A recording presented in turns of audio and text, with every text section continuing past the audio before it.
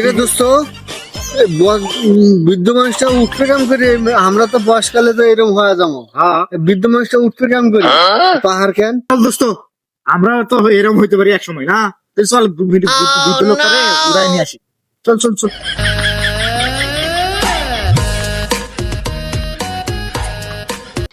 কোথায় গেছেন?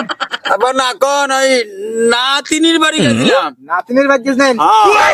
এই তুই ওই পাহাড়ে উঠতে করবেন? কি করবেন বা, গরিব মানুষ।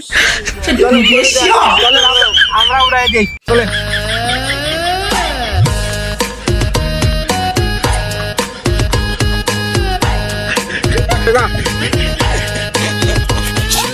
যাও।